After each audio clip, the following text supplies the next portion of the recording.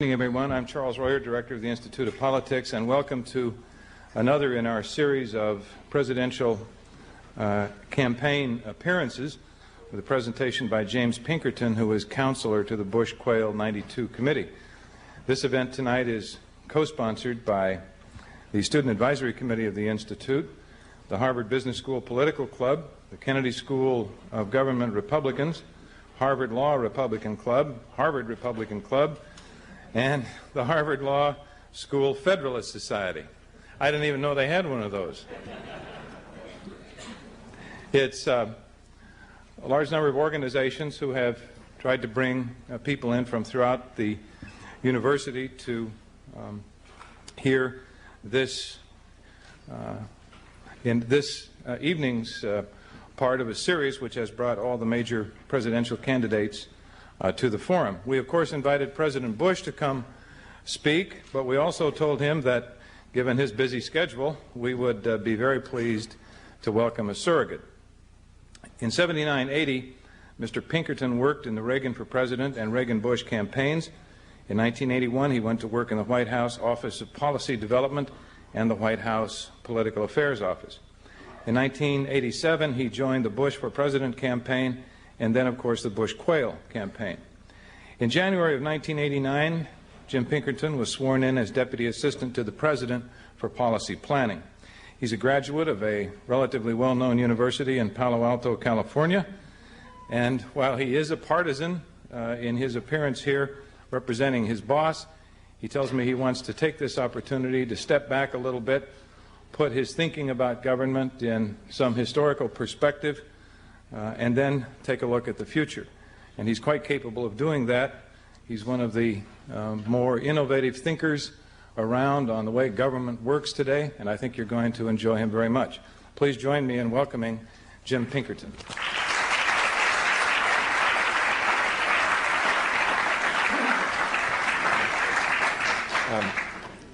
Thank you. I didn't realize that every Republican here had their own group that they could be president of. That's a shrewd resume strategy. You're speaking to the former president of the Stanford Chess Club.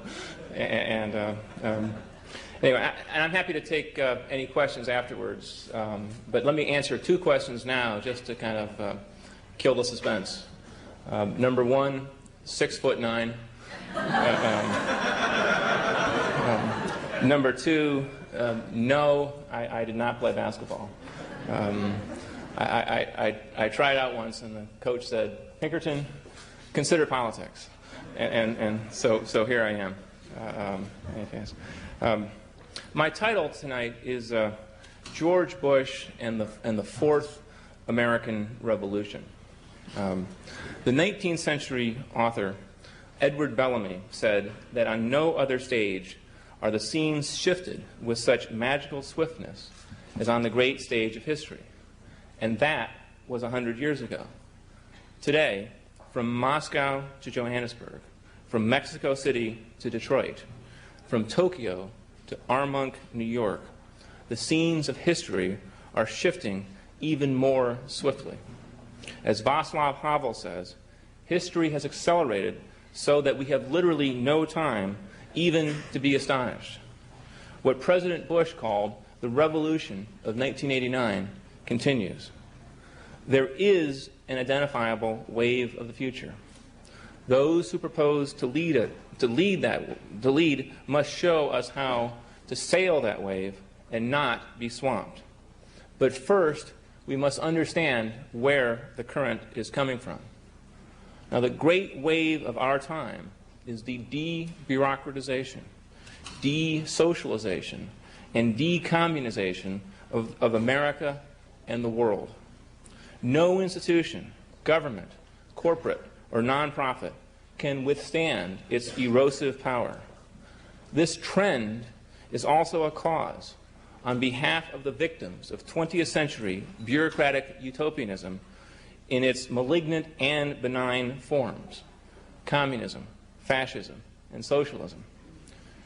Here at home, the most vulnerable among us have suffered the most because within our mixed economy, they have been the most collectivized.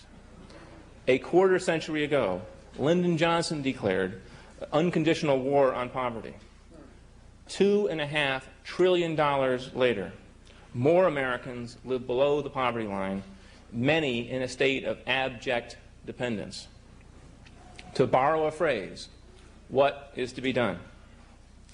But following Cicero's dictum that history illuminates reality, tonight let's first take a look back to an earlier period of tumultuous yet ultimately liberating transformation, and then see what parallels we can draw about our own current situation.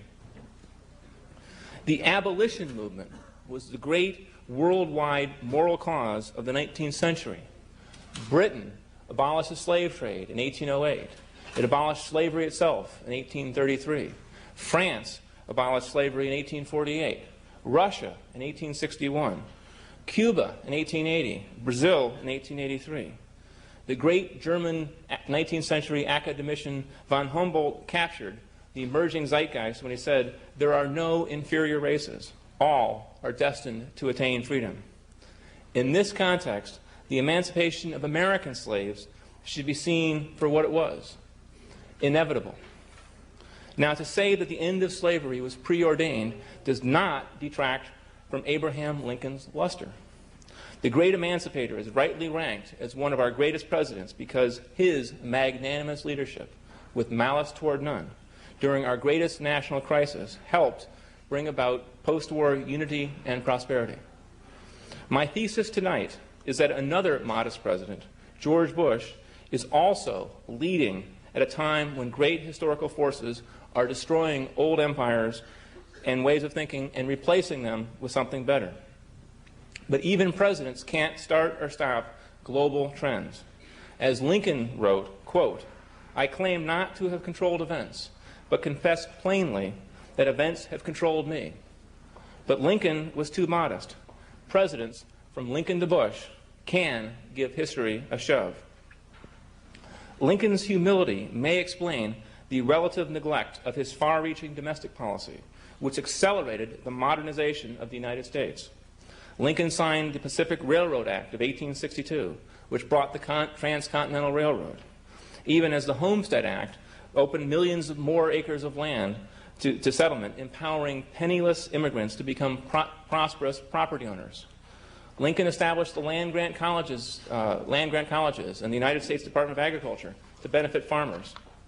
Lincoln brought banking, currency, and tariff laws into line with the needs of a growing industrial nation.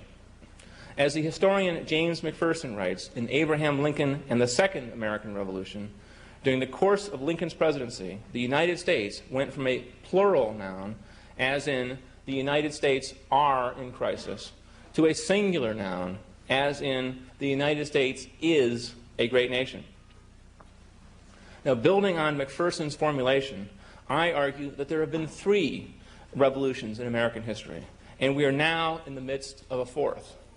The first revolution began in 1776. The second was 1861. The third American Revolution began in 1932 with the creation of the bureaucratic welfare state as the engine of social progress, beginning as the New Deal and culminating in the Great Society. The fourth American Revolution is now underway, and like the overthrow of kings in the 18th century, the abolition of slavery in the 19th century, and the bureaucratization of society in the 20th century, our current revolution at the end of the 20th century is also the world's revolution. Now, some say that George Bush is the wrong president for these times. Some say he resembles Buchanan, James Buchanan, who fiddled while the Union burned in the 1850s.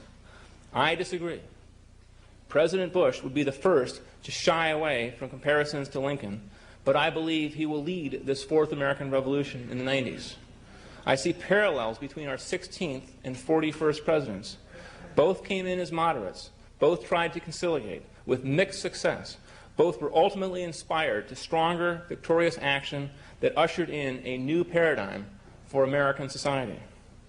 To fully understand George Bush's role in leading the fourth revolution, We must look back to the second revolution, and particularly to the decisive event, the Emancipation Proclamation.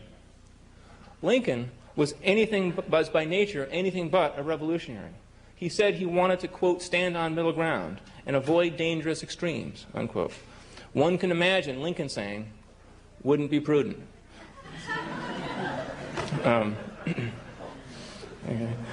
Indeed, the famed Lincoln historian James Randall considered Lincoln a conservative, displaying caution, prudent adherence to tested values, avoidance of rashness, and reliance on peaceable evolution. Lincoln was chosen as the Republican nominee in 1860 precisely because he was a centrist. He came from the center of the country, politically, geographically, and culturally. He was no friend of slavery. As he put it, quote, I am naturally anti-slavery. If slavery is not wrong, then nothing is wrong, unquote. Yet as president, he had to fend off radical Republicans like Pennsylvania Congressman Thaddeus Stevens, who demanded that Lincoln, quote, free every slave, slay every traitor, burn every rebel mansion. Lincoln preferred to end slavery by compensated emancipation, stretched over a generation. He needed to keep the 4 border slave states, Delaware, Kentucky, Maryland, and Missouri, from leaving the Union. Lincoln knew that expanding his war aims beyond the preservation of the Union to include the liberation of 4 million slaves would end the chance for a negotiated settlement. Early in the war, when 2 of his generals liberated the slaves in the areas, the territories they controlled, Lincoln countermanded their orders. As Lincoln said, my paramount objective in this struggle is to save the Union, and it is not either to save or destroy slavery. If I could save the Union without freeing any slave, I would do it. And if I could save it by freeing all the slaves, I would do it.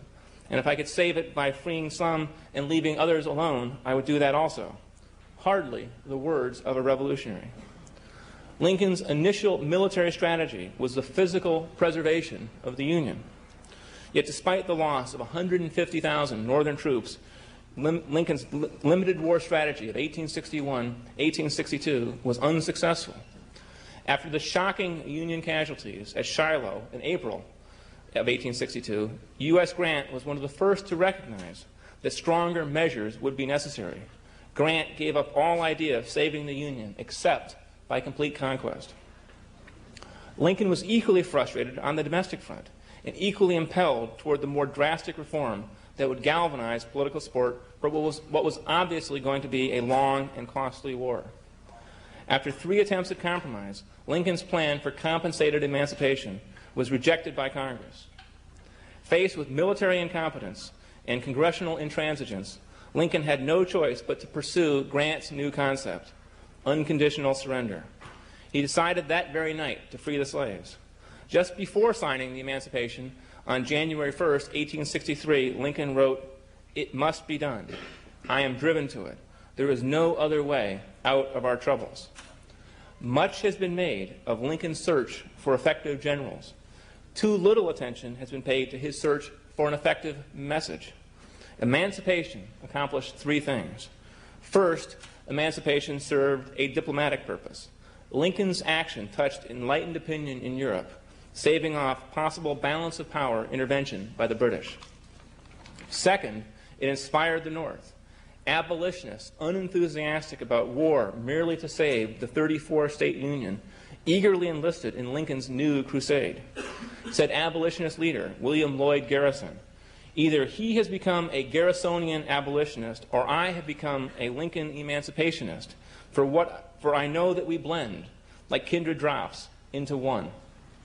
Finally, the cause of ending slavery mobilized more soldiers.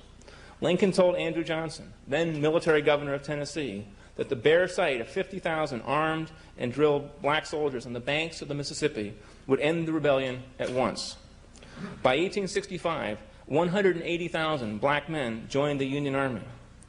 Lincoln understood that a compelling moral vision would strengthen not only strategy, but tactics. It was better to fight the war with the black volunteers of the 54th Massachusetts, led by Robert Gould Shaw. By the way, Harvard VA, that's the good news. Posthumously, that was the bad news. than it was to fight with hack officers who bought their commissions, herding conscripts who couldn't afford to buy their way out of the military draft. McPherson calls Lincoln a pragmatic revolutionary, for as a pragmatist he adopted a means to an end. Emancipation became both a means to winning the war and an end in itself. Or, to put it another way, doing the right thing led more quickly to the right result. As skilled and gallant as Lee and his Confederates were, they were destined to lose. Victor Hugo knew this. His words are usually paraphrased, but the original is particularly apt. Quote, "An invasion of armies can be resisted, but not an idea whose time has come." The New Deal was the third American Revolution. Large, centralized bureaucracy was the manifestation of technocratic hubris, the belief that social engineers could manipulate the economy as easily as civil engineers could manipulate stone and steel. This vision reached its peak during World War II when New Dealers saved democracy. However, like any human institution, bureaucracy has a life cycle, from youthful effectiveness to aged obsolescence. By the late 1960s, the proliferation of interests and entitlements had reached the point of diminishing returns. Recently, the National Academy of Public Administration conceded what the rest of us have all noticed. It is, quote, "Over many years, government has become entwined in elaborate management control systems and the accretion of progressively more detailed administrative procedures. This development has not produced superior management. Instead, it has produced managerial overburden. Procedures overwhelm substance." No fair using this on any of your professors. I mean, you got to stay at it. Anyway, the fourth revolution, or as I've called it, the new paradigm, is not anti-government, but it is anti-bureaucratic. As Newt Gingrich says, the time has come to replace the bureaucratic welfare state, replace it with something that works for today. Franklin Roosevelt would agree. As he said in 1932, quote, "New conditions impose new requirements upon government and upon those who conduct government." David Osborne and Ted Gabler, chroniclers of this fourth American Revolution, describe its principles in the title of their book, Reinventing Government, How the Entrepreneurial Spirit is Transforming the Public Sector, from schoolhouse to state house, city hall to the Pentagon. President Bush's leadership is creating a new post-bureaucratic society. The President's child care legislation, which he signed into law in 1990, was a milestone, establishing the principle that parents, not bureaucrats, should decide who should care for their children. This principle of choice is being extended to choice in schools, including private and religious schools. The emissions trading provision of the Clean Air Act harnesses, for the first time, the power of market forces to the task of environmental protection. Other Bush policies are obscure but significant. For example, the clause in last year's transportation bill permitting tolls as a way of encouraging private financing of roads. From telecommuting to civil justice reform to health care vouchers to tenant management and ownership of public housing, the Bush administration has set the stage for a revolution in the way government operates.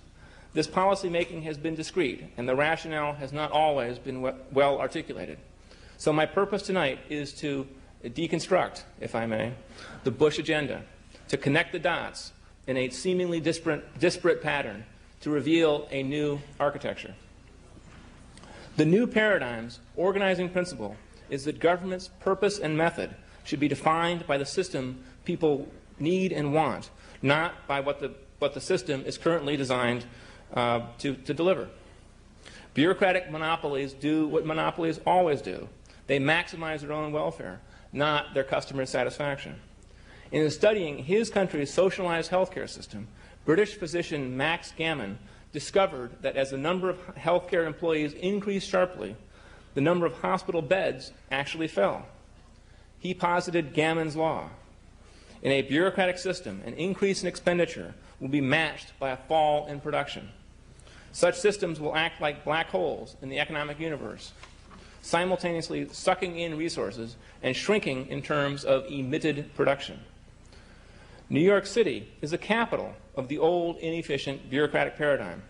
Once our richest metropolis, it is now being destroyed by its government. New York Magazine's Joe Klein put it this way, quote, "New York City is a bureaucratic museum piece. The grand governmental structures, the Board of Education, the welfare system, the housing authority, the civil service, and the unions are vestiges of the centralized assembly line efficiencies of the Industrial Revolution. They lack the flexibility, speed, and accountability of post-industrial society." Arguably, the biggest barrier to change and reform are the public employee unions, which have a vested interest in the bureaucratic status quo. Interestingly, while overall union membership is declining, the public employee unions have grown. Elaine Kmart points out that from 1979 to 1989, membership in the United Steelworkers fell by 50%. But over the same 10-year period, the American Federation of State, County, and Municipal Employees, the largest government employee union, grew by 22%. In 1959, membership in government employee unions was less than a tenth of total union membership. Today, half of all union members are government employees. When Lincoln created the Department of Agriculture, it was a catalyst for growth. But in this century, it has lost sight of its original mission. Per Gammon's law, the number of USDA employees has grown from 3,300 in 1900 to 129,000 today, while the number of farmers in this country has fallen by 3 million. Back in 1900, the ratio of farmers to USDA employees was 1,694 to 1. Today, it's 16 to 1. Yet, like slavery, the paradigm of monopolistic government is collapsing around the world. Under President Bush, the federal government has convicted some 3,000 corrupt public officials. But as the president said, the problem is greater than a few individuals who stopped caring. The problem is a system that has stopped working. And the old bureaucratic system of big government has ground to a halt. And it's not accountable. It is not effective. It is not efficient. And it's not even compassionate. And the chronic problems we see today are sad proof that the old approaches are producing new failures. Now, just as slavery was doomed, bureaucracy is doomed. It simply cannot deliver the sort of flexibility and accountability that we expect in the new, just-in-time, continuous processing, total quality management world that Michael Porter has so ably described in The Competitive Advantage of Nations. The pressure on government to do better, does not come from the market. It comes from citizens who see that their compassion and civic spirit is being subverted by an incompetent and decadent system. At the end of the 20th century, we have learned that the bureaucracy, which was once an aid to progress, is now an obstacle. We will not wait to alleviate suffering and injustice because it is not in our nature to be complacent. De Tocqueville noticed this 150 years ago. Americans all consider society as a body in a state of improvement, humanity as a changing scene in which nothing is or ought to be permanent, and they admit that what appears to them today to be good may be superseded by something better tomorrow. The Fourth American Revolution has its prophets and heroes. Justice Harriet Beecher Stowe crystallized abolitionist sentiment with Uncle Tom's Cabin 9 years before the Civil War. Jack Kemp has energized the GOP with a message of hope, optimism, and opportunity. Kemp reminds Republicans who share his vision that, for all of our shortcomings, we are inspired by the better angels of our nature, and we can, as we have in the past, remake the world. As the President says, when old centralized bureaucracies are crumbling, the time has come for yet another paradigm, a model which rejects the view that progress is measured in money spent and bureaucracies built. We've been making slow but steady progress, like the Union Army, over the past 3 years toward what the President calls our new paradigm.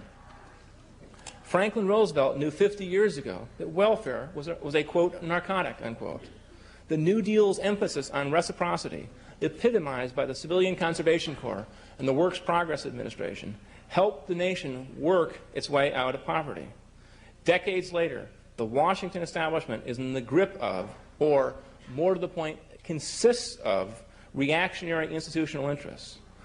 Unfortunately, too many well-meaning people have been manipulated by this American nomenclatura into confusing a certain time-limited technique of government, bureaucracy, with the always laudable goal of fostering self-sufficiency. Lincoln was right when he said, government's greatest purpose is to elevate the condition of men, to lift artificial weights from all shoulders, to clear the path of laudable pursuit for all. Recall that plantation owners claimed that slavery was good for slaves. Today's elected and unelected bureaucrats say their system is good for their clients, although they admit they could use more funding. Paternalism now, they say, paternalism tomorrow, paternalism forever. Policy failure has stripped these reactionaries of their moral authority, if not their political power. Their ideology, in George Will's formulation, can now be summed up in a single four-letter word: more. The failures and frustrations of the past 3 years is a lesson. This revolution will not be a Tea Party. Like Robert E. Lee and Jefferson Davis in the 1860s, today's generals of the old paradigm are tenacious and resourceful. Lincoln came to understand the history he was making as he told Congress on the eve of the Emancipation Proclamation, the dogmas of the quiet past are inadequate to the stormy present.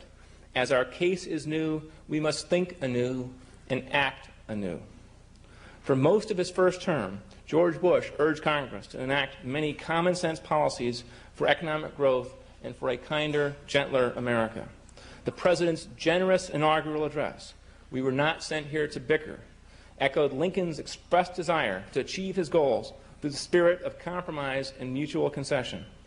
As John Kennedy said, compromise does not mean cowardice.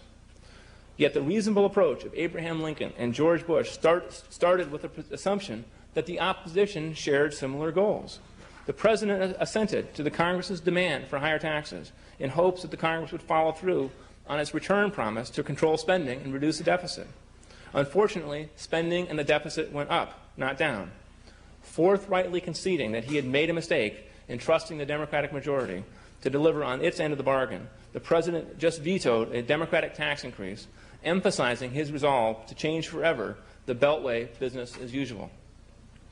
On March 20th, after the Congress ignored his deadline, the President came to the same conclusion as Lincoln a century before.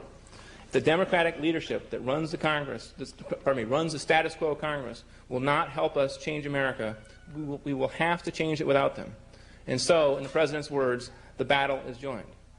Since then, the President has become even more aggressive, vetoing the tax increase, pushing for school choice, including private and religious schools, encouraging welfare reform at the state level, unveiling a new job training program, and implementing the Beck decision, which will liberate millions of workers from unionized political correctness. Like Lincoln, President Bush is not guaranteed victory in the short run, but he is optimistic, as Lincoln was in 1860 when he told the Cooper Union, "Let us have faith that right makes might, and in that faith let us, to the end, dare to do our duty as we see it." In 1992, after 12 years in the White House, we Republicans face a choice. Do we run this year merely as Republicans anxious to stay in power? If so, we may lose. Or do we campaign as reformers on a platform of domestic reconstruction, willing to take on the special interests and sloth-like inertia? In that case, we will win because we will have history on our side. As Hegel said, the history of the world is none other than the progress of the consciousness of freedom. Consider as one example of changed thinking amidst changed circumstance the evolving strategy of the education president. Despite the President's earnest efforts, the entrenched educational bureaucracy has fought off most meaningful reform. Meanwhile, the case against the education status quo, the critique of what Bill Bennett called the blob, is much stronger than it was a decade ago. We spend more than $400 billion a year on education in this country, up about 100% per K-12 student, and yet achievement scores continue to decline to the point where we are now 12th in the world. Here we are, a decade after incremental reform, and all we have to show for it is higher expenditures, higher overhead, and dumber kids. Under the bureaucratic monopolistic rules of the old paradigm, pouring more money into the maw will do no good, no more than sending more Union troops charging to their deaths across the cornfields at Fredericksburg would have avoided a devastating defeat for the Union in 1862.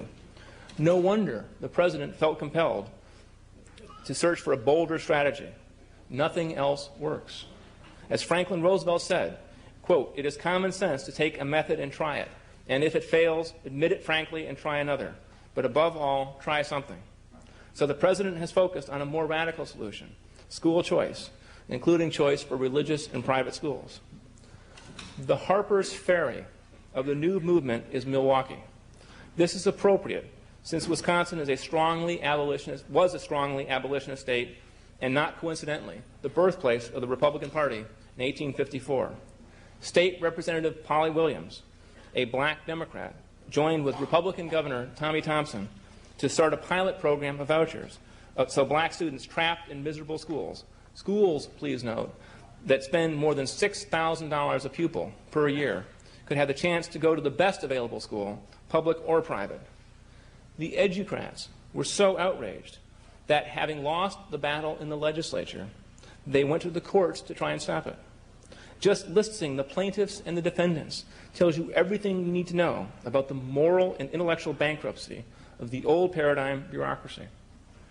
On one side, Lonzetta Davis and her daughter Sabrina, Velma Fryer and her daughter Siobhan, Thais Jackson and her daughter Tamika, along with the Urban Day School and the Juanita Virgil Academy. On the other side, the Wisconsin Association of School District Administrators, the Wisconsin Federation of Teachers, and the Milwaukee Teachers Education Association. The Wisconsin Supreme Court ruled in favor of the voucher program, with Justice Louis Chichi writing that the choice program, quote, attempted to throw a life preserver to those Milwaukee children caught in the cruel riptide of a system floundering upon the shoals of poverty, status quo thinking, and despair, unquote. When bureaucratic monoliths resort to legalistic sophistry to smite poor black children who only want a chance to get a better education, then I know the fourth revolution will succeed, because the opposition has lost its legitimacy to lead. And so, knuckle by knuckle, we will peel back the bony fingers of the dead hand of bureaucracy from the necks of poor children. Thanks to Polly Williams. Thanks to Polly Williams, kids in inner city Milwaukee will have more freedom. But there are still millions more nationwide, bound to lavishly funded, but nevertheless lousy schools, waiting for their chance to seek the American dream. President Bush has said that freedom and the power to choose should not be the privilege of wealth. They are the birthright of every American. The choices about education can be made from the kitchen table, not from the halls of bureaucracy. Announcing his bid for re-election on Lincoln's birthday, President Bush quoted his predecessor, "We will make converts day by day, and unless truth be a mockery and justice a hollow lie, we will be in the majority after a while." The battle of freedom is to be fought out on principle, and so it shall. The President said, if we can change the world, we can change America. But to change America, we must change the government.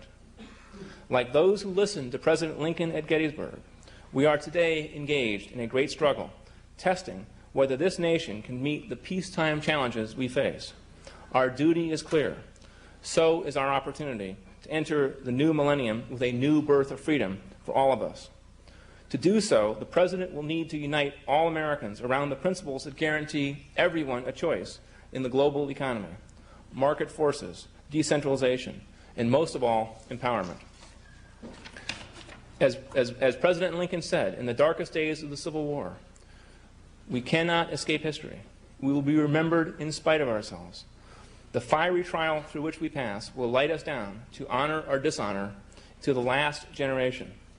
Let's resolve that we, in 1992, have the courage and the vision to honor our obligation to history. Thank you.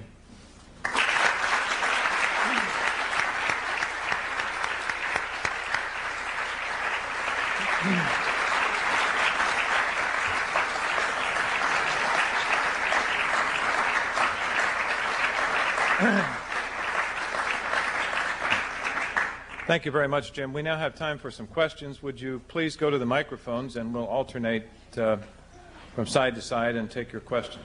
Sir. I found to my horror a few weeks ago that the In the AFDC program in the state of Massachusetts, twice as much money is spent on providing health care as is spent on providing financial support to those families. How would you suggest that the new paradigm be applied to the Medicaid programs as run by the states?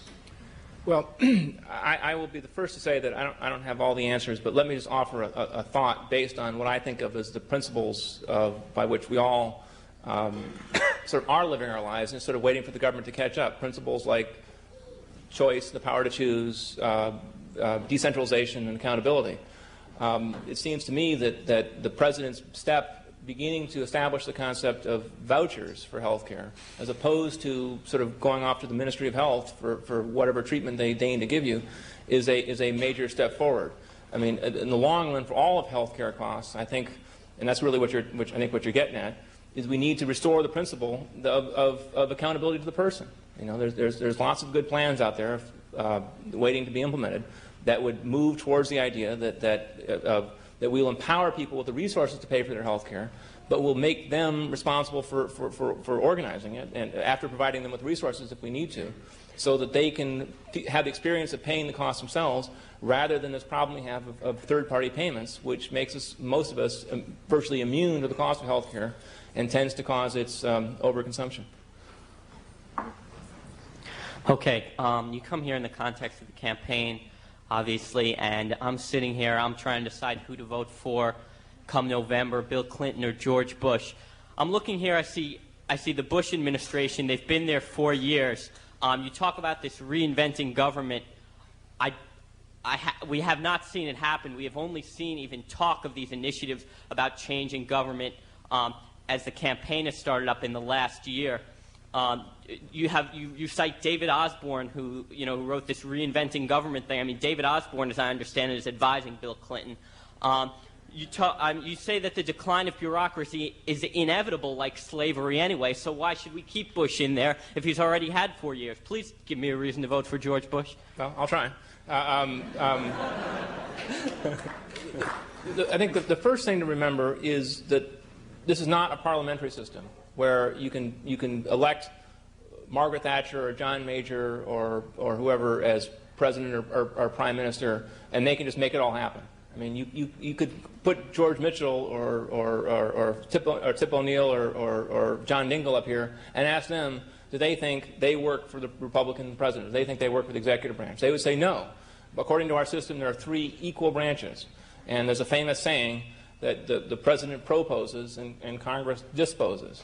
So what we have, and this has become a phenomenon of the politics of this country in the last quarter century, is sort of the American popular version of checks and balances: Republican president, Democratic Congress, and it's been like that almost all the time since the 60s, and it makes it very frustrating. I think the challenge that the Republicans have had to face after all this time in power is to begin to redefine an agenda based on new ideas that solve some of the problems that we have to face: education, healthcare, the runaway problems of the legal system, the welfare system, and the general collapse of government are perfect examples of what we're up against. And all the president can do under our system is go before the voters and say, listen, this is what I do if I were president again. This is what I'd do if I had a Republican Congress. This is what I'd do if I had a Republican House and a Republican Senate.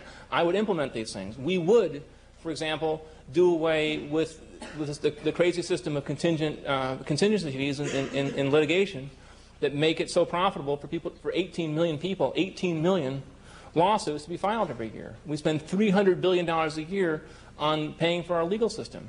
All we have done is jacked the price of football helmets and syringes and wiped out obstetricians in many areas and generally rendered ourselves a lot less competitive.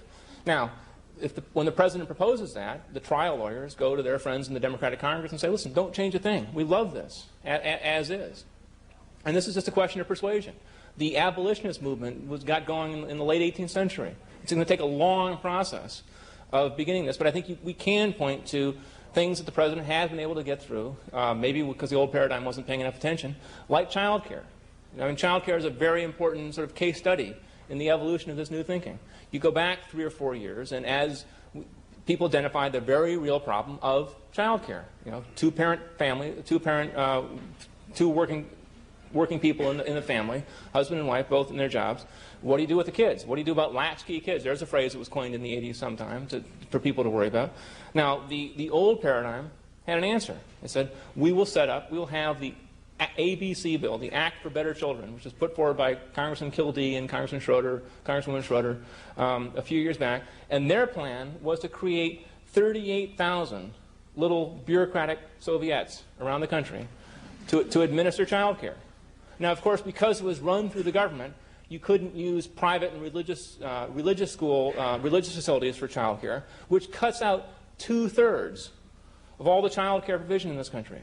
And of course, since it was run by the bureaucracy, any child care provider had to be licensed, because that's the way bureaucrats operate. They license things. And of course, that cuts out another enormous chunk of the child care provider workforce, which is grandmothers. So their plan was to register grandmothers. That was part of the plan, honest. And so the president came along with a new idea. It really sort of bubbled out of the Heritage Foundation. I'm saying, wait a second, instead of having a running child care like the public schools, where we're going to have little empires across the country for another layer of bureaucrats to be in charge of, let's give parents a tax credit. Let's start with a proposition. This is a radical new thought in Washington, that maybe parents know more about raising their children than bureaucrats do. And once people began to think about it, they said, yeah, that makes some sense. Yeah, we can live with that. And so that's what we've done. We passed the child care bill in 1990, and now if you're a lower and working class income person in this country and you have kids, you can get a tax credit from the government to help you pay for child care. That's a profound difference, and I think that you analogize that to the educational choice movement, which is, I think, going to transform public education in this country and render the old system of little post office around the country doing education obsolete in the next 5 or 10 years. That's a small example. I don't want to just spend the rest of the night answering your question, so unless you have a follow-up. Yeah, okay. Besides the child care bill and besides those few economic growth things that you cited, is there anything else in terms of changing the nature of government that you talk about Bush administration wanting to do? Is there anything else that Bush has brought before Congress and that the Congress just has not passed in terms of changing the nature of government, which is this new paradigm, this revolution that's going to happen? How about what Jack Kemp talks about, which is tenant management and ownership of public housing? I mean, public housing, I think... and how is Congress blocked? Yeah, the president proposed the HOPE plan 3 years ago with Jack Kemp, and it went nowhere. It died in committee. And I mean, call Jack Kemp and get him up here and ask him his view of the House and Senate banking committees and how they destroyed the chance for poor people to own their houses instead, and chose instead to perpetuate a system whereby the bureaucrats run public housing in this country. And now, of all the things which serve as an object case study in the ability of the federal government to manage things, it's public housing. It's the greatest catastrophe that's ever hit the cities, not to mention poor people in this country. The president proposed it. Congress killed it. Go ahead. I'm perhaps the most concerned about your use of the word choice, and I hope maybe one of the women will take that up. But I'm a Navy... I'd like a woman to address that, actually. But I'm a Navy veteran of the Vietnam conflict, and I was really heartened when President Bush gave us credit for ending the Cold War. But the truth of the matter is that 1 in 3 homeless people is a Vietnam veteran, and is he going to really address the problem? That would be my concern. And the other thing that concerns me as I've heard you speaking this evening is as I sense you as a sincere person, but when I hear you talking about new paradigms and I hear you blaming and using these words and calling the bureaucrats, those bureaucrats are the problem, I have to almost refer back to Ross Perot, which I'm not a supporter of Ross Perot in any way, but I think we need to go home and look in the mirror, all of us, essentially, and when we look at the bureaucrats and we look at the outside enemy in the Gulf War, I think that's a little bit of a problem. I hope the new paradigm stops blaming, in essence, and I'm concerned about blaming the Congress also, because I don't think it's if we want to blame the Democrats, fine, but I respect the tripartite form of government we have, and I don't want to see the Congress go down in flames. Well, let's take the last one first. I mean, I've been in Washington since 1980 and have had a lot of opportunity to work with not only my fellow Republican political hack types, but also career civil servants, the military, and I came away. I've been very impressed by the on the margin, the average federal employee, the average state, local employee wants to do a good job, wants to help. I came up here in March of '91 to give a speech in which I talked about the renaissance of the Pentagon, a bunch of career federal employees, military bureaucrats, if you will, and how they, in the wake of the failure of Vietnam, failure in Vietnam for a lot of reasons, which of Vietnam also, I think. Pardon? Of Vietnam, yeah. Failure of everything that went on in Vietnam, and how they managed to sort of pull themselves together and say, listen, we've learned a lot of lessons from this thing, and we can do a lot better, and to with the war in the Gulf, and so that I thought that was a useful metaphor for the rest of the government to think of. Well, yeah, if those guys can do it, why can't we do it? Because everybody wants to do a better job in their job. So when I speak of bureaucracy, I'm talking about the phenomenon. I'm talking about the existence of an ideology of expertise and technocracy, which presumes that people can learn some advanced technique of knowledge and sort of pseudoscience and then proceed to make decisions for everybody else. That is sort of what animated most of the 20th century, unfortunately. Although it worked better at the beginning than it did at the end. Although it did create these sort of, from the successes of the New Deal to the terrors of the Soviet Union and Nazi Germany. Enough on that. Homelessness. Vietnam veterans, in particular, because I think President Bush is trying to suggest and give us some credit for our service, yet he really hasn't done anything that I can see, and it's a serious social problem. It still isn't addressed.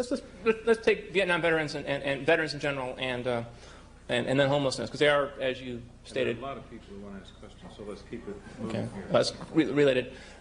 Here's an interesting little case study somebody ought to consider. The Veterans Department spends about $14 billion a year on health care in this country.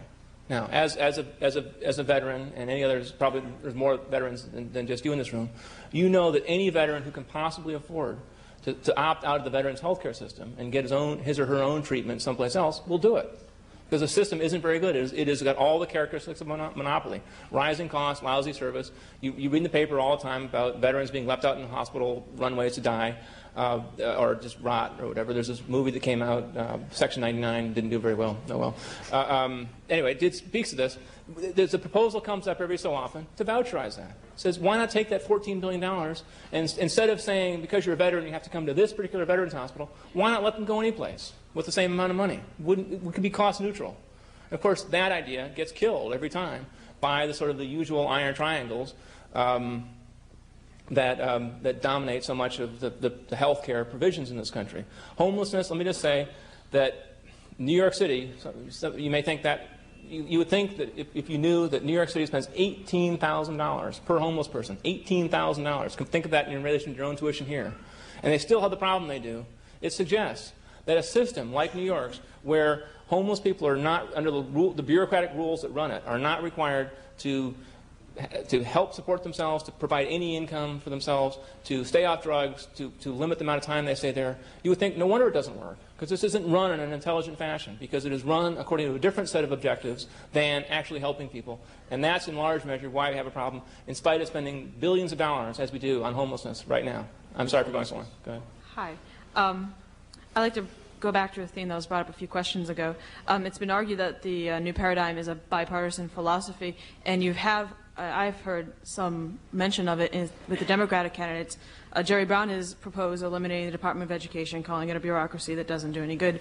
And Governor Clinton has talked about reinventing government and the new covenant, and he has proposed his own welfare reform programs in Arkansas. So my question is that if the new paradigm is an idea whose time has come, is it going to come regardless of who is in the Oval Office? Does the man make the times, or does the times make the man? I confess to being something of a determinist about these things, and I suspect that 20 years from now we will have universalized school choice, we will have a voucherized healthcare system, we will have a very non-bureaucratic, non-pyramidal, non-hierarchical system of government in this country, much more along the lines that David Osborne has described. I would certainly hope that both parties would embrace their own partisan take on the new paradigm. Just as the Civil War put slavery at an end. I mean, before the Civil War, the Democrats were the slavery party and the Republicans were the anti-slavery party. After the war, both parties were anti-slavery parties, and they proceeded to argue on other things. So I wish them the best on that score. I think the voters can only benefit from a healthy competition between the two parties. Which party will do more to empower people and give them choice and make the government and the system accountable to them? That'd be great. Yes, sir. Yeah, I'm not going to be as polite as the guy ahead of me. I've got to ask this. You guys keep talking about, you're talking about choice for schools, choice for childcare, that people left to their own abilities will make the right decision.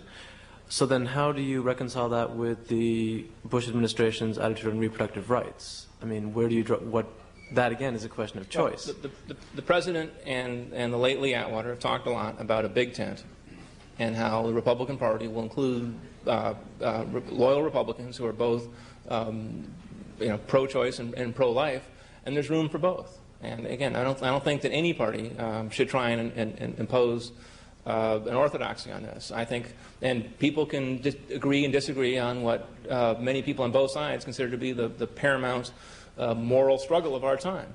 I don't think, however, that mitigates against the need to also work to reform education, housing, health care, and the way that the government delivers services to people. Yes, sir. I voted for your boss in 1988 and his predecessor twice. I must tell you, this speech leaves me with a sick feeling in my stomach. I'm really worried about you guys. You know, the average American voter has shown up in the polls in the pattern in voting so far this year, says there's a leadership vacuum, and they're looking for leadership. And they don't feel they're getting it from either party right now. If your boss were to ask you what the profile of a good political bipartisan leader looked like in the 90s, what would you tell him? I would tell him that, first of all, vote for Bush in '92, and then I would say that a leader would want a government that is more effective and less bureaucratic. That he would want he would want a leader who would learn from the transformations around the world and realize that centralized decision making was not working very well in a more complicated world. That just as business has restructured itself and eliminated middle management and flattened pyramids and imposed accountability and brought in total quality management and so on, that although you can't run government like a business, you can demand better performance. And I would want a leader who was looking long and hard at ways to make the schools better and to make health care better, ways to make the economy better. And I think the system, I actually have some faith that the system is going to produce a better generation of politicians, because I think we're all learning. I don't think there's any shame in having said, well, listen, I was once a loyal defender of sort of the bureaucratic technique of delivering services, but now I've learned there's a better way to do it, that people are getting more sophisticated, that we can afford to give them more choice and more opportunity, and they can do better for themselves, all the while keeping the government as a guarantor of a certain minimum threshold of well-being and a certain minimum threshold of power to make the choices for themselves. I'm interested in your speech in terms of national competitiveness and the issue of national competitiveness. Much of your speech drew on American history and the history of American people. In American history, people have had a strong distrust of government, and that's been strongly associated with bureaucracy, and thus you've got a very easy target in bureaucracy as something that Americans dislike and has traditionally not worked well. Given the new global world, the new world that we are facing, that you also referred to, where there are several models for business-government cooperation or relationships, and our major competitors have espoused different theories of a positive relation between business and government rather than the war on government that you seem to be proposing. What do you feel is the Bush administration's current view of the possibility of business-government cooperation in high technology areas? In this administration, the Office of Technology Assessment has identified key technologies that are important for the future.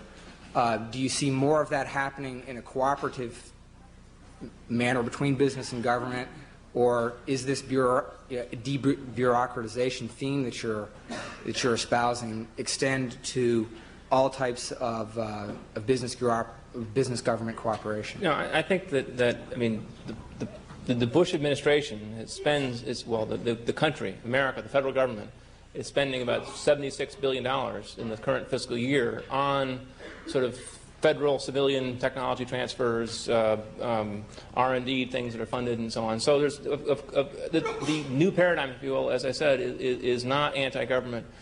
It is anti-status quo. There are things the federal government can do. There are things state and local government can do. They can help. They can. I mean, Michael Porter's book is a good illustration of a lot of good ideas.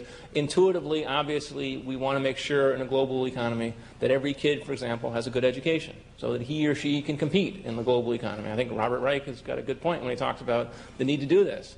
The difference I would have with him would be over whether what qualitative as opposed to quantitative changes we would make in the system to guarantee that every kid had a good education. Because we're spending $6,000, $7,000, $8,000 a year on inner city school systems and getting 80 or 90% dropout rates. And it's worth analyzing where that money is going. Take New York City, for example. I mean, we'll read a lot about New York City budget cuts. And you're reading a lot about that. And there are no questions, people being hurt. They're turning off the lights in the parks. They're laying off preschool kindergarten teachers. They're eliminating vision and hearing tests for poor children.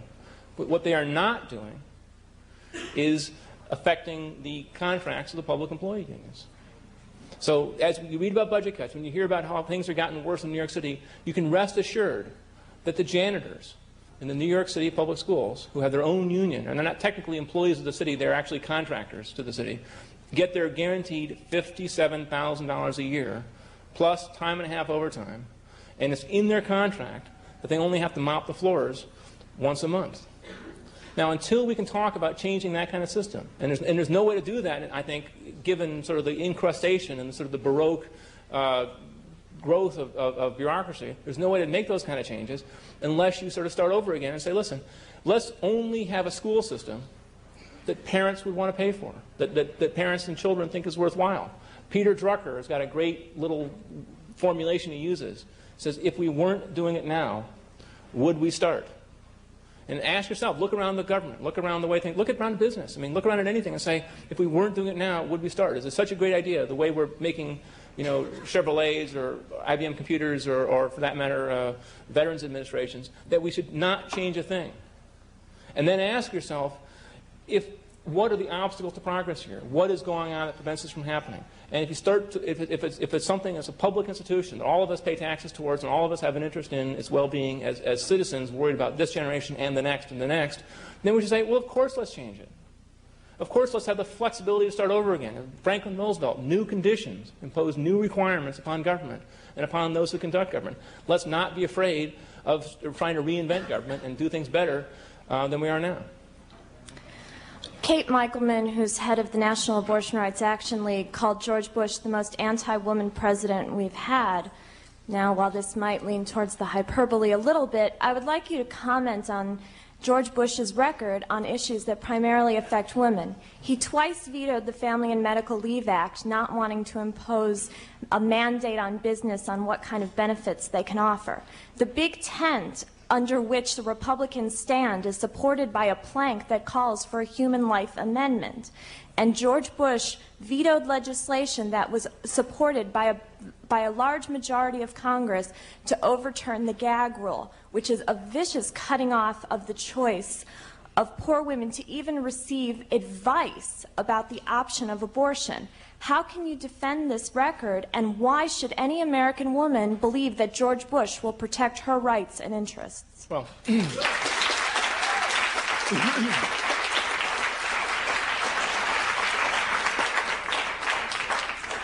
on abortion, I'll just say again that this is a deeply held and very controversial and divisive moral issue that will get wrangled out in the political system. Michael Barone wrote a terrific book called Our Country a couple years ago, in which he said that the story of America is not the story of class cleavages and class warfare. The story of America is a story of cultural conflicts, whether it's prohibition or slavery or abortion or whatever. I mean, that's the way our country works. We fight over cultural things, and we have to resolve them. Let me just make one quick point on the family leave stuff.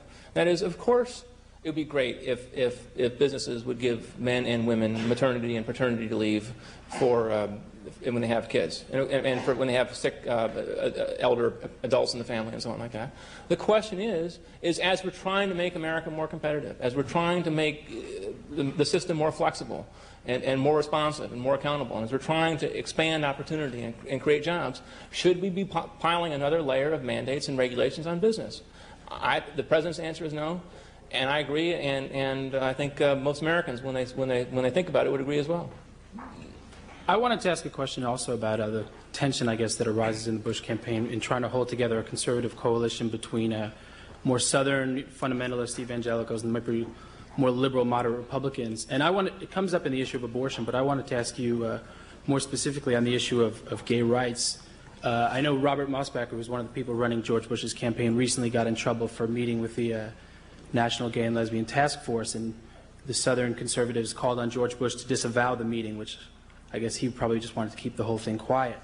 And it seems to me that the Bush administration is trying to have it both ways. They don't want to endorse or be seeming to endorse gay rights because they'll offend the Southern constituency, but they also don't want to display the kind of outright bigotry that, for example, we see from Pat Buchanan, which might offend more liberal, moderate Republicans. And I was curious what the Bush administration's stance was on gay rights for lesbians and gay men, and what you think of the tension, if you disagree that the Bush administration is trying to have it both ways.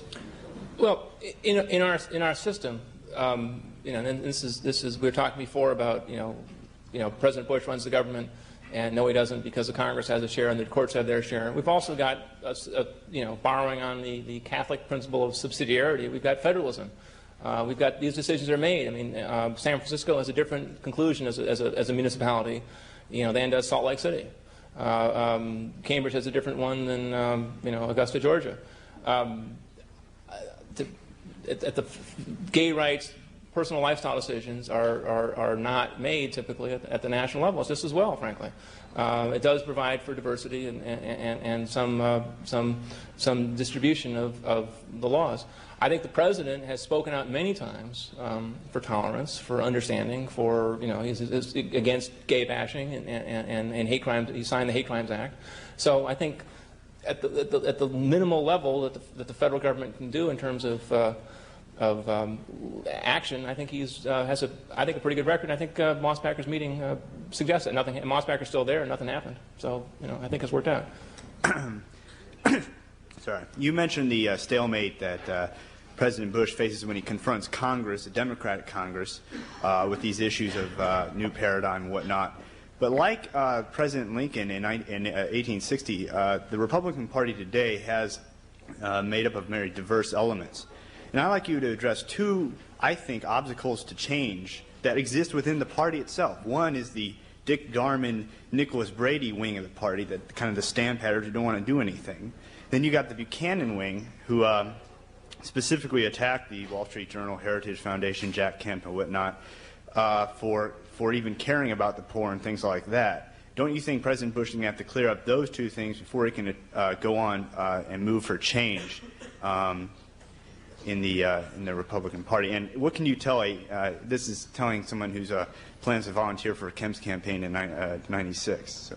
Well, as I'm sure you gathered, I'm a big Kemp fan, and I think that he has done more to change the way the Republican Party thinks and talks than anybody, except possibly the two presidents in the '80s. And so he will earn a place in history if he does nothing more than what he's already done. You quite accurately described the sort of the fault line between the sort of, if you will, the establishment wing of the Republican Party and sort of the anti-establishment wing of the Republican Party. I guess the only thing I would add to that is that historically, and that's sort of where I come from on a lot of this, parties never resolve their internal conflicts, or only over a very, very long period. Parties can be active, successful, majority-winning parties and have subunits within them that are completely and totally at odds with each other all the way through.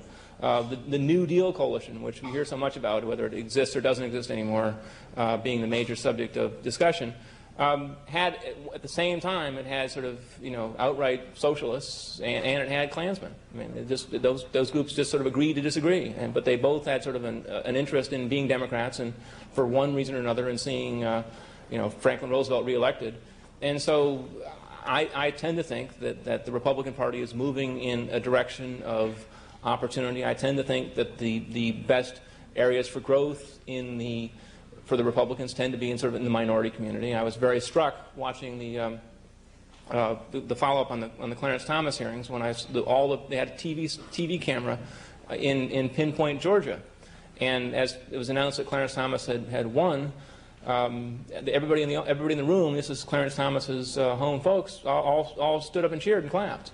And I thought, oh, that's interesting. I bet the last candidate that these people voted for enthusiastically was Jesse Jackson. So now they have two heroes, Jesse Jackson and Clarence Thomas. I mean, that does suggest that there's some change in the wind, that things are going on, and that Bill Bennett told me just the other day that he was at a rally for educational choice in California. It's a big initiative on the ballot, or trying to get on the ballot out in California for school vouchers. And he told me that in the audience was Oliver Stone. I mean, he's for it. I mean, it makes you wonder, but nonetheless, you take all the allies you can get. I'm sure Oliver Stone will continue to be, George Bush's non-fan on a great number of issues, and vice versa. But American politics always makes strange bedfellows. You never know who you're going to wind up agreeing with on some coalition.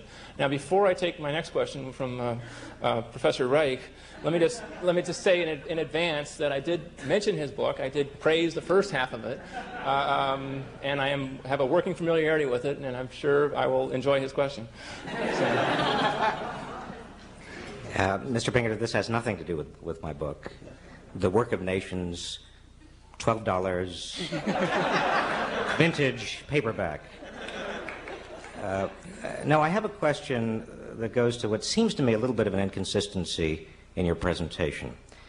You give the impression, and I'm sure it's true, of being a very intelligent man who has a lot of ideas. In fact, you have advanced a philosophy of governance, a public philosophy. And you've suggested that the Bush administration clings to that philosophy. Indeed, George Bush has that philosophy. But here's the inconsistency. To a number of questions that have arisen, you have answered and explained the Bush administration decisions by saying, well, we have a big tent. There are a lot of different positions that are embraced within the Republican Party. Or with regard to Darman, you've said, well, we want to, there are a lot of factions, there are a lot of differences among Republicans, or you have suggested that, after all, there is a complicated system of governance, federalism, separation of powers, and so forth. In other words, the answers that you've given have been very pragmatic answers with regard to explaining inconsistencies. And on the one hand, those pragmatic answers, while nobody has any problems with pragmatism, seem a little bit inconsistent with the advancement of a very bold public philosophy. Ronald Reagan, if polls are to be believed, did have a very strong public philosophy. People knew what he stood for. And indeed, I admired Reagan. I didn't agree with his public philosophy, but at least I knew where he was coming out, and I could predict where he was coming out, and he shaped the public debate around a very, very clear public philosophy. But if polls are to be believed, the public doesn't know what George Bush stands for. The public philosophy that you are suggesting may be interesting and useful and important, and maybe he believes in it, but he is not conveying it to the public. And I think that he is not conveying it perhaps not just because he doesn't have Peggy Noonan working for him, but there may be something else going on. The question is this. Number one, why does he seem not to be as successful as his predecessor at conveying a very strong and clear public philosophy? And number two, what would you advise him in terms of changing both his oratory and his behavior, perhaps, with regard to creating in the public's mind a much clearer public philosophy? To to me, and that's why I've struggled with exactly these questions for quite some time, and having come in with the Reagan Revolution, if you will, in 1980, and been a big fan, I really thought in 1980 at least that, well, the things that President Reagan is advocating will solve all our problems. We will cut taxes, stand up for the Russians, cut spending, and everything will be well. I mean, I was young. That's what I believed. I still strongly believe in cutting taxes and standing up to the Russians, but I've also realized that once you sort of solve those sort of macro problems, this is where your book, I thought, was very persuasive. You were still left with a ton of micro problems. You were still left with schools that are getting worse. You were still left with, and they aren't micro if you're a victim of these things. You're still left with more homelessness. You're still left with lousy care for veterans. You're still left with schools that are getting worse. You're still left with an infrastructure that's falling apart. You're still left without a lot of the elements that make America not only prosperous in competitiveness, but also decent and a nice place to live. And so then you have to look more. And I realized that pure, unadulterated Reaganism, if you will, did not have the answers for those things. It didn't contemplate this. I thought that George Bush was trying hard in his way in 1988 when he talked about a kinder and gentler nation to soften some of those edges, to sort of say, well, yeah, we can do more for education, we can do more for health care, we can do more for the environment. And then what he ran up against was the fact that the system is sort of in a long-term, the bureaucratic system we have, and it's in a long-term secular decline. Any of you who think about, anybody who's here from New York City, ask your parents what the public schools were like then compared to what they're like now. Anybody who lived in public housing 50 years ago, ask them what it was like then compared to what it's like now. You go down the list of things and you say, gee, that used to work pretty well. The post office, no kidding, was once a paragon of efficiency. I mean, it used to deliver the mail 4 times a day in New York City. And so it was that confusing situation. I think it's got us all sort of up in the air. And I think it's got the president in a lot of difficulties too. I mean, I'm the one who spends my time looking at polls. I know what it means to have a 39% approval and an 80% wrong track. And this speech, this talk, this way of thinking is my effort to sort of make sense of it all, to try and put it in some larger context so that the confusion we see, and that we see all around us, actually there's some new thing emerging. And the analogy I would make is sort of the economy of the United States in the late 70s, when inflation was going at 20% a year and interest rates were 20% and the price of gold was $1,000. At the same time, all that bad stuff was happening. There were some good things happening. Look at the Silicon Valley. It was coming up from nowhere as another little hidden trend, which is, went all the way to being Time Magazine's Person of the Year in 1982, just as an illustration that although things may look bad, that it may be a storm, there are actually things going on which are making it better. We should look to learn from them and try and replicate them. I'm sorry, just to follow up and a clarification. Am I correct in hearing you as saying that the reason that George Bush is not able to provide as clear, as bold, and articulate a public philosophy as his predecessor is that his predecessor dealt with the macro problems of society and solved them, and George Bush is now dealing with the messy details, and therefore the messy details don't fit as neatly into a clear, bold public statement of positions. Is that what you... I'm sort of saying that there was a lot of thinking about what to do in the macro economy, in the macro world situation. I mean, there were different schools of thought. There was one school of thought that said we should negotiate with the Soviet Union and sort of surrender to them slowly and let them have Afghanistan and Eastern Europe and so on. There was another school of thought which Reagan put in that said, no, we can win the Cold War. There was one school of thought that said we should live with high tax rates and inflation and static. An economist not too far from here wrote a book in 1980, and not Dr. Reich, another one, called The Steady State Economy. In 1980, he was saying, look, let's just get used to no more growth and just live with it. And of course, 12 years and a 25% increase in GNP later, we can just look back and imagine what it would have been like if we'd been living with zero growth for the last more than a decade.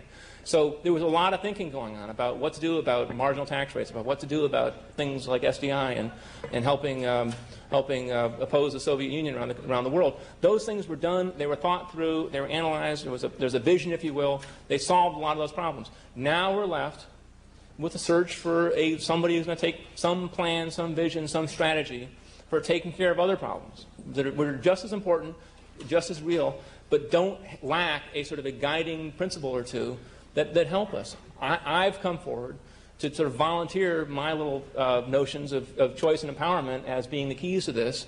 And hopefully we can build a little intellectual momentum so that in the next few years we can solve them. Excuse me. We're supposed to end at 7:15. We have one other event here this evening, so we need to clear this out. Let's take just these final two questions, but they have to be really, really quick. And answers short too. Got it. Okay. Okay. I won't get too much into a presentation, but I am from Cairo, Georgia, raised in New York, and educated in the streets and here in the New England area. My concern right now, and as you can see, it looks as though I'm a very much supporter of the president, which at this point in time, being a former Democrat, moving to an independent and moving to a Republican 4 years ago, in my community, which is all of our community, but in my community, we have our major problem is drugs and crime and high unemployment, especially among Afro-American men. And on the average, we spend at least $27,000 to $32,000 a year to keep a man and woman in prison.